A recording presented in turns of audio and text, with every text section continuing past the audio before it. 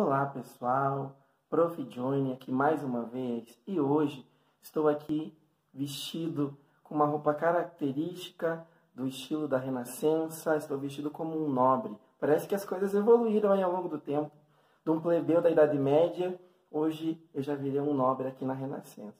E então a gente vai conhecer um pouquinho da história do teatro renascentista e também da música. Então, vamos lá!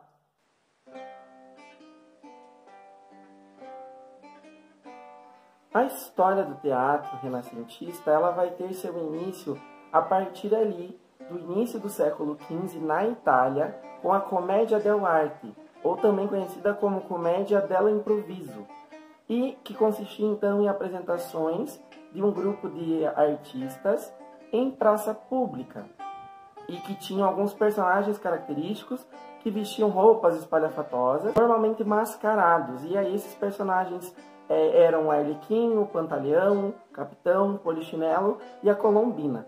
E aí as artes teatrais vão se desenvolver também em outros lugares da Europa e que vão ganhar grande força e outras manifestações dentro dessas formas de teatro. E aí o teatro ele vai ter um olhar voltado para o público, então ele vai ter um caráter popular de teor cômico, e que vai ser oposto ao teatro religioso. Por quê? Porque o teatro religioso era voltado a contar o quê? A história da igreja, da fé cristã, por meio da Bíblia. E aqui no Renascimento, o teatro ele vai fugir dessa concepção de que ele precisava ser só religioso. Então vão surgir as primeiras companhias de teatro que vão começar a encenar personagens que eram não bíblicos. Nesse período nós ainda vamos ter o teatro religioso, mas ele não vai ter tanta força quanto o teatro, digamos que chamado de profano, porque não representava aquilo que era sagrado. E o teatro renascentista ele está inteiramente ligado ao reinado da Rainha Elizabeth I, ali em 1558, na Inglaterra. A Inglaterra vai ser um grande incentivador e influenciador do teatro nesse período. Então, nós temos aquilo que é chamado de teatro elisabetano. Entre os séculos XV e XVI, a cidade de Londres era a cidade mais agitada do mundo. Então, eram aproximadamente 200 mil habitantes que viviam ali, de todas as classes sociais. E a população vai buscar o quê? Na cultura, uma forma de se entreter, um meio de se divertir. E aí o teatro vai ganhar muita força dentro de Londres, devido ao grande número de pessoas que queriam se entreter de alguma forma. E que bom, porque assim a cultura vai se desenvolvendo cada vez mais em vários lugares do mundo.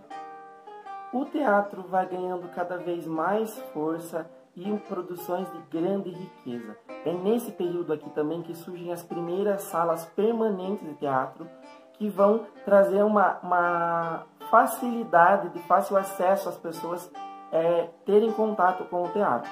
Só em Londres haviam 6 grandes teatros, fora as outras salas menores que existiam, mas dos grandes eram 6 na cidade de Londres.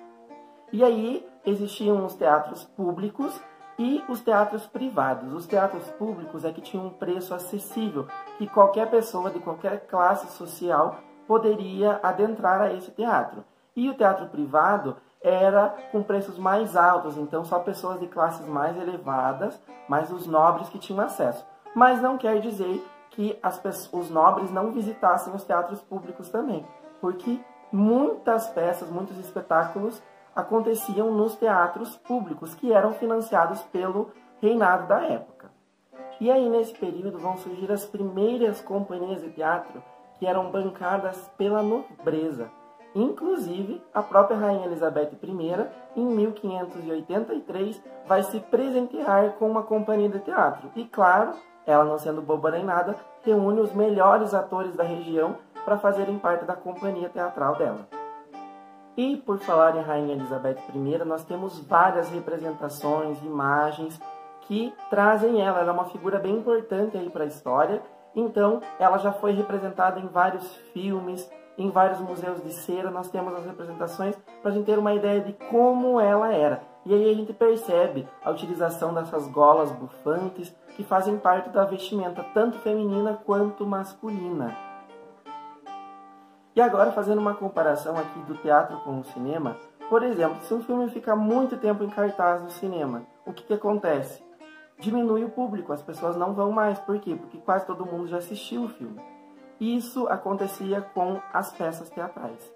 Então, as pessoas assistiam 1, 2 vezes no máximo e não iam mais.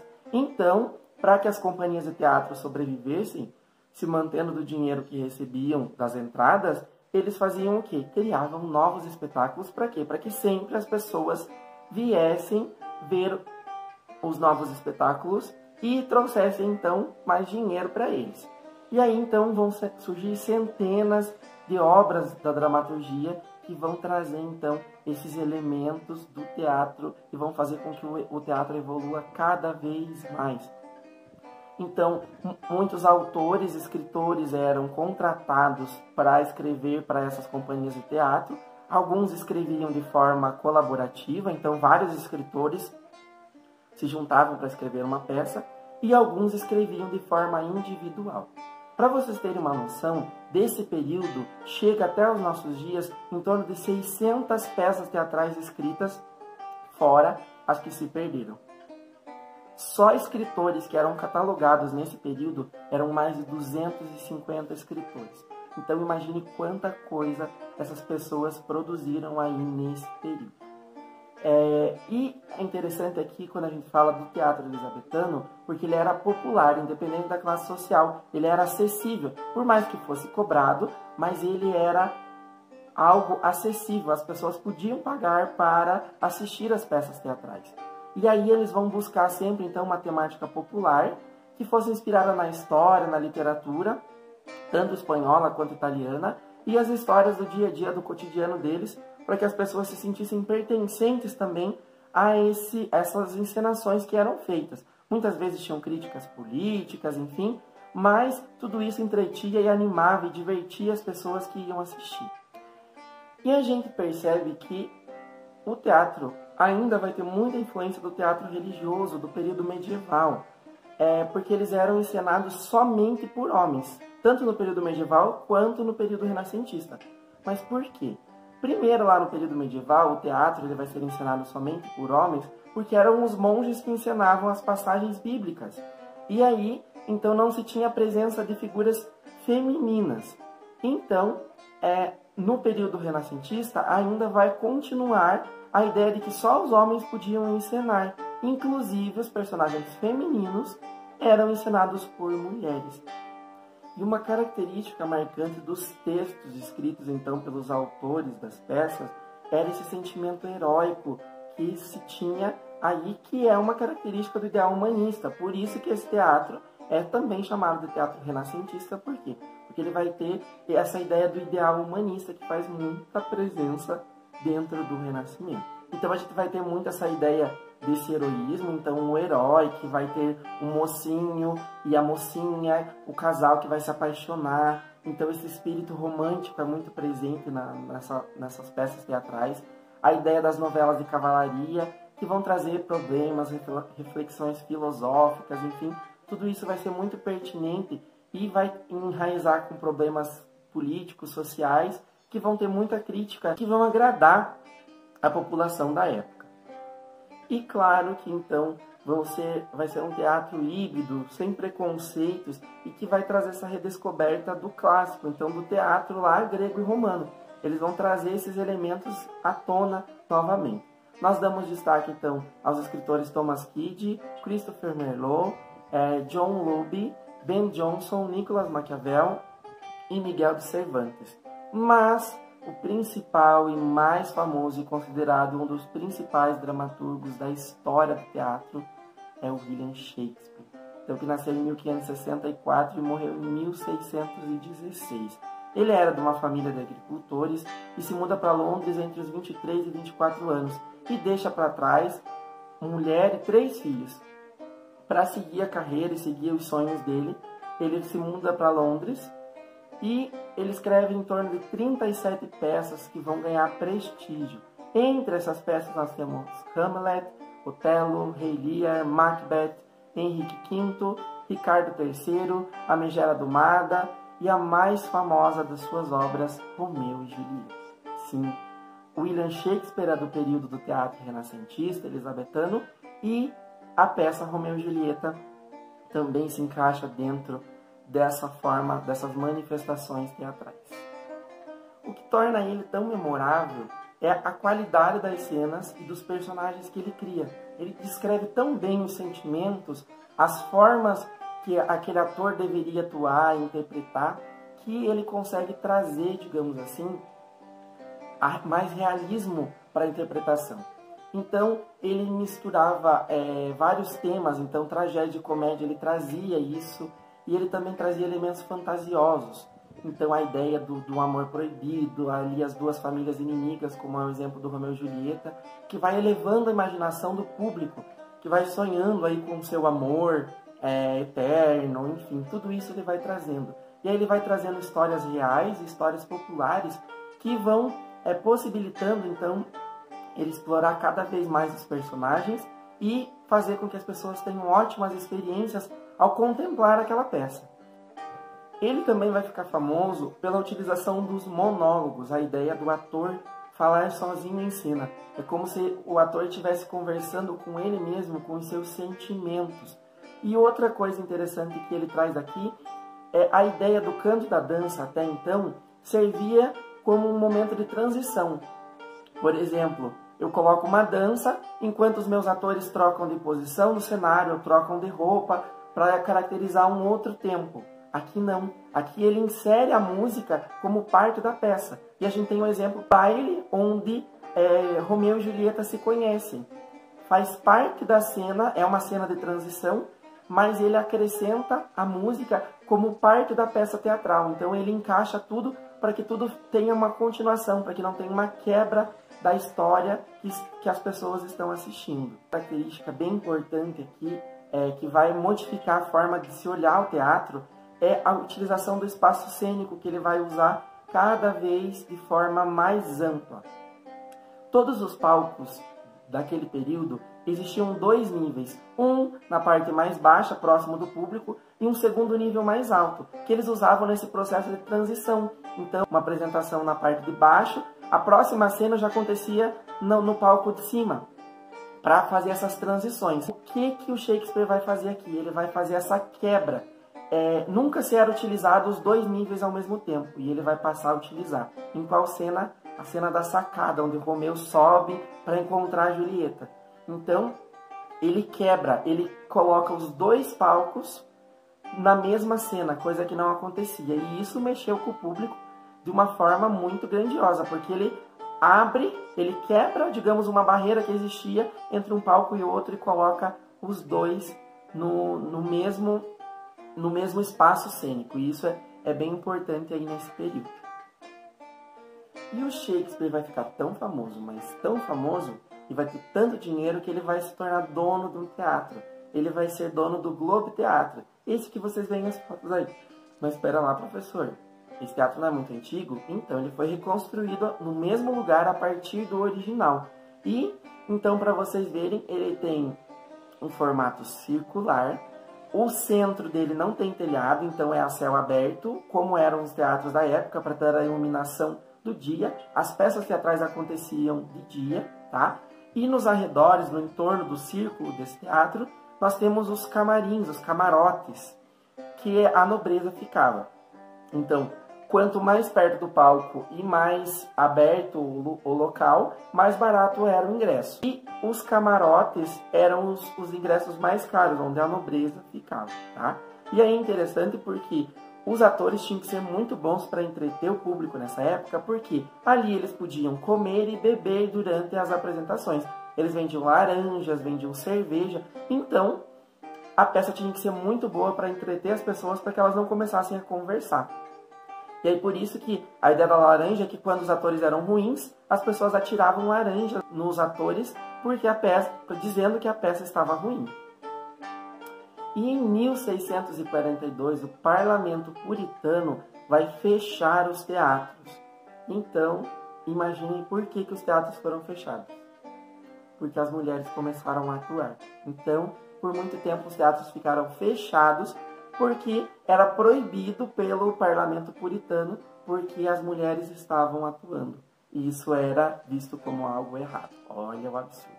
E aí vocês veem nessa imagem as 3 formas de palco elisabetano que nós temos. Então nós temos um retangular, um circular e um misto. Então são essas formas de palco que nós temos aí ao longo desse período, ok? Muito bem, agora falando então da música no período renascentista, a música renascentista vai ser uma evolução da música medieval. E aí nós vamos ter muitas manifestações dentro da música da igreja, da música sacra nesse período. Um dos exemplos nós vamos ter a polifonia coral.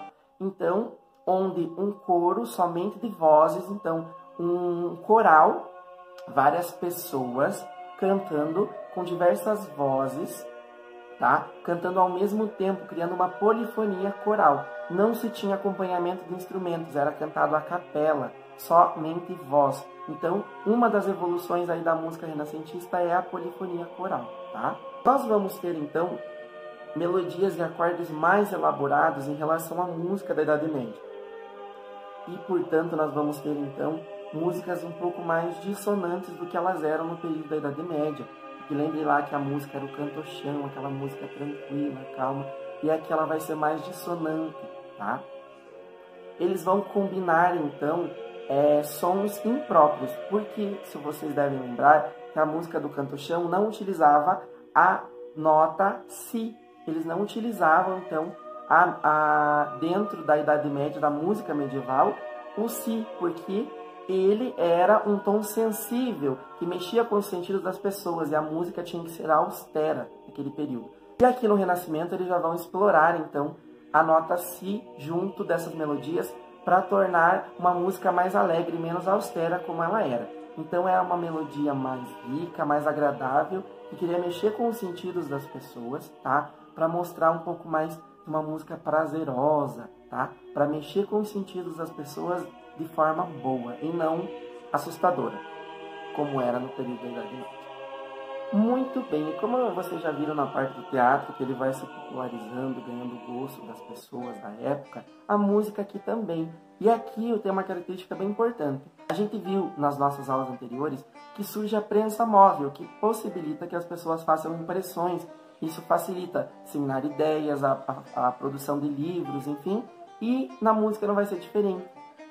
Eles passam a imprimir as partituras de música e a música passa a se tornar mais acessível. Inclusive, haviam até livros na época que eram cheios de partituras. E então as pessoas passam a aprender a tocar instrumentos a partir daí.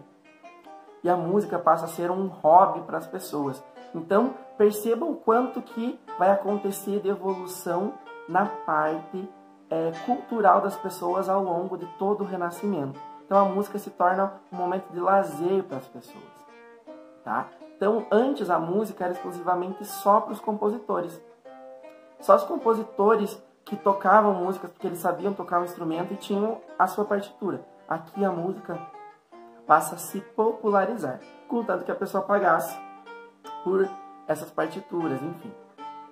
Então vão surgir aí novos instrumentos e o melhoramento de alguns instrumentos, como por exemplo a viola de gamba, e a gente vai ter o aperfeiçoamento do alaúde também, tá? Que vão ser instrumentos aí muito utilizados e que a gente vê a presença desses instrumentos em muitas obras de arte do período renascentista, tá?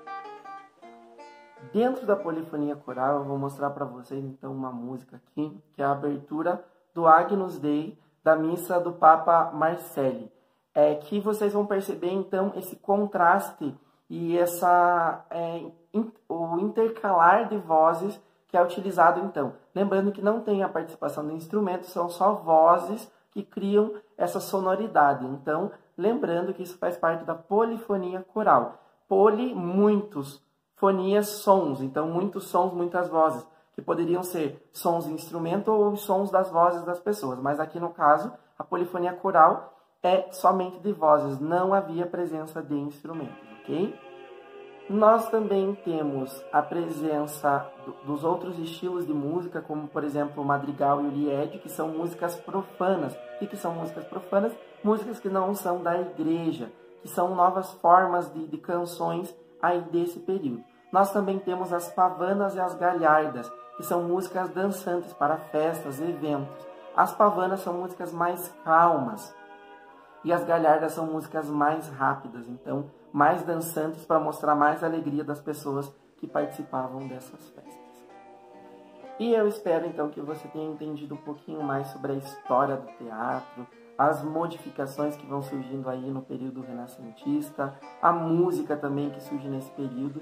Eu espero então que você tenha aprendido um pouquinho mais. E a gente se vê na próxima semana e até lá. Tchau, tchau!